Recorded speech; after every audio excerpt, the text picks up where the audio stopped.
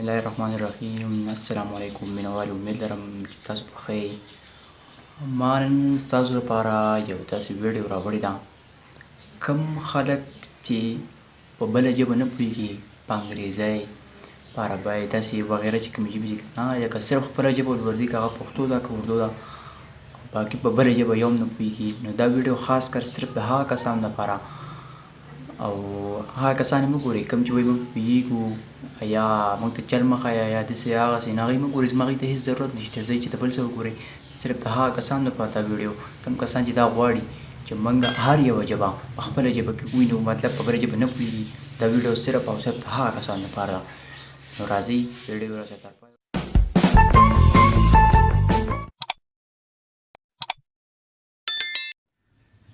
ملګرو، د ټولو نه مخکې به تاسو لاړ شئ پلی سټور ته، دا اپلیکیشن به ډاونلوډ کړئ، یو ډکشنري.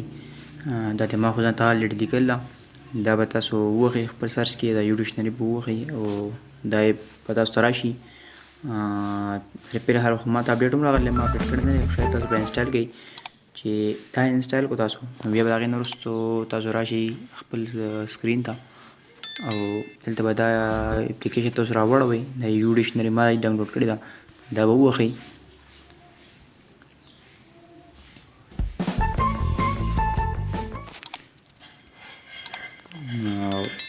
این وروستو تاسو دا باره وینئ، دا دغې درکړی دی. نو په دې کې به تاسو پښتو، که تاسو وایئ چې موږ د میسج پښتو کې شو کېږي، نو پښتو به ووهئ، که نه اردو کې نو اردو به ووهئ، هر چا خپله وغواړه.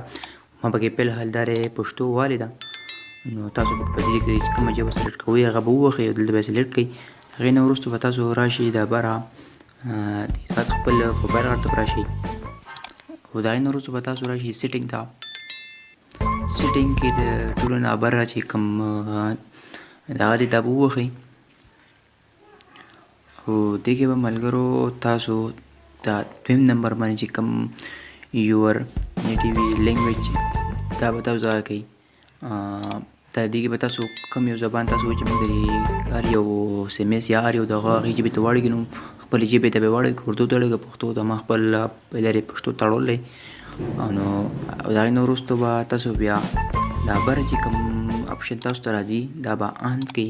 تاسو ته به دا دغه ته راغی، دا به تاسو ته آن شي او د هغې نه وروستو به تاسو دا به صرف راولئ، چې کوم ځای ته هم تاسو راولئ آن راځئ به تاسو ته پښتو ته راړئ. نو ګوره دا اوس ما ته